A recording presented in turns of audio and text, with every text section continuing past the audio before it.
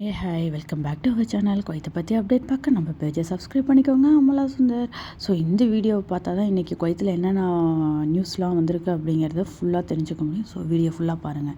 First நியூஸே வந்து 39,487 வெளிநாட்டவர்கள் வந்து குவைத்திலேருந்து நாடு கடத்தப்பட்டிருக்காங்க. என்ன ரீசன் அப்படின்னா, குவைத்தில் வந்து அந்த போதைப் பொருள் கிடையவே கிடையாதுங்க.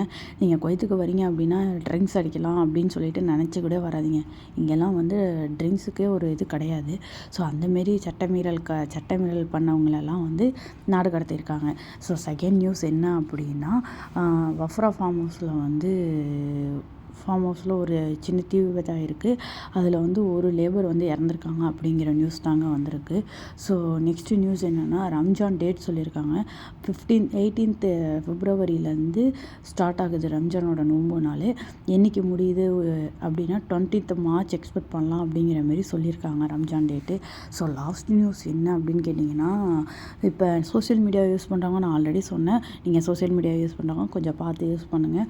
சேட்டிலைட் மூலயமா நம்ம எல்லா டீட்டெயிலும் உங்களுக்கு தெரியும் அப்படின்னு சொல்லிட்டு, ஸோ நியூ இயர் செலிப்ரேஷன் பண்ணுறேன்னு சொல்லிட்டு பெண் வேடம் போட்டு நடனம் ஆடி அதை சோஷியல் மீடியா கண்டென்ட்டாக ஆக்கி வீடியோ போட்டிருக்காங்க. அந்த எல்லாரையும் வந்து அரெஸ்ட் பண்ணியிருக்காங்க அப்படிங்கிற நியூஸ் வந்திருக்கு. ஸோ இந்தமாரி சோஷியல் மீடியா கண்டென்ட்டு உடனே இன்ஃப்ளூயன்ஸ் ஆகணும் அப்படின்னு சொல்லிட்டு தப்பாக போடாதீங்க. கஷ்டப்படுறது நம்ம தான் கடைசியில்.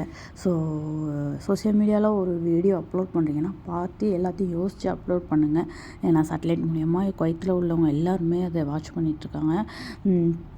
ஸோ பார்த்துக்கோங்க. இந்தமாரி வீடியோ இந்தமாரி அப்டேட் பார்க்க நம்ம பேஜை சப்ஸ்கிரைப் பண்ணிக்கோங்க. Tata bye bye.